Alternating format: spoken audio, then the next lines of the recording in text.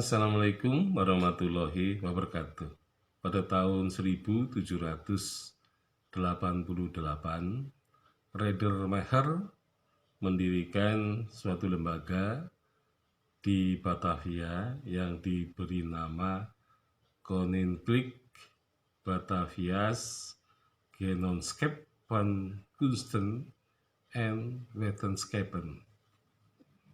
Jadi lembaga kerajaan di Batavia yang mengurusi masalah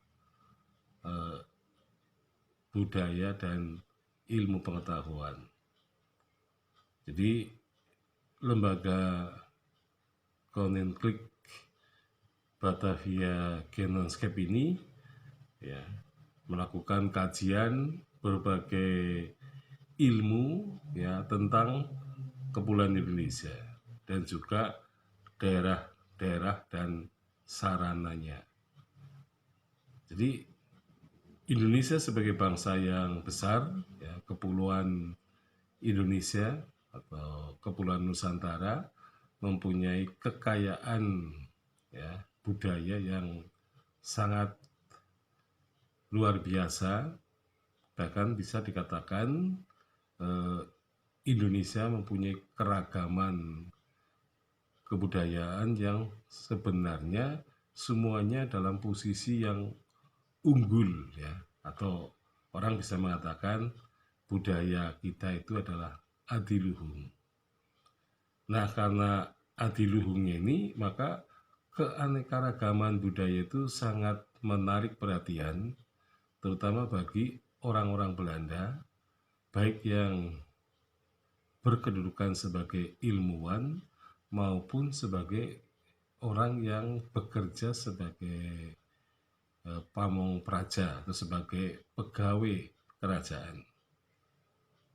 Jadi pegawai kerajaan sebelum bertugas di Hindia Belanda, mereka belajar mengenai ilmu Indologi, yaitu ilmu tentang keindiaan ya.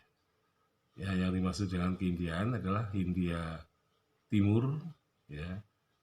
Hindia Timur adalah Indonesia. Nah, sehingga dari hasil-hasil itu maka banyak ya produk-produk ya, kajian mengenai kebudayaan dan juga sejarah. Nah, sehingga karya-karya itu kemudian menjadi semacam kajian ya. Jadi kalau diibaratkan ada semacam etnografi, maka sebenarnya penulisan tentang hal itu sangat menonjol ya. Jadi penulisan etnografi Indonesia pada masa penjajahan ini sangat besar ya, terutama hasil-hasilnya. Jadi setiap pejabat di tingkat ya, kabupaten misalnya, itu selalu saja ada orang yang menulis mengenai terutama yang berkaitan dengan kelokalan yang mempunyai kekhasannya masing-masing. Nah, sehingga ternyata bahwa kajian yang ditulis oleh bukan ilmuwan ini bisa menarik ya, karena ternyata bisa jadi mereka yang bukan ilmuwan tetapi di kemudian hari bisa menjadi ilmuwan, artinya bisa lulus ya, doktor ya. Misalnya dulu pernah ada pegawai kerajaan Hindia Belanda di Banjarnegara misalnya J. Van Bal ya.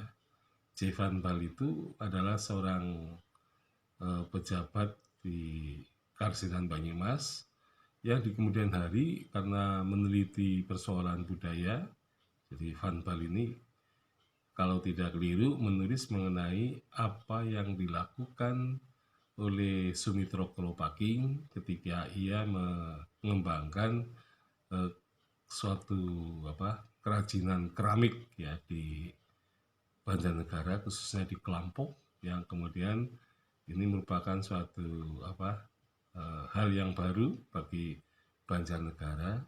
Nah, sehingga ditulislah ya mengenai pengalaman Van Bal sebagai pejabat di Karsidenan Banyumas yang berada terutama di Kabupaten Banjarnegara. Nah, ternyata di kemudian hari Van Bal ini menulis atau menjadi ya gubernur Papua Barat, ya Papua Hindia Belanda itu ya. Nah, sehingga pada suatu saat dengan meraih gelar doktor, nah beliau menjadi seorang ilmuwan antropologi. Ya. Sekian, assalamualaikum warahmatullahi wabarakatuh.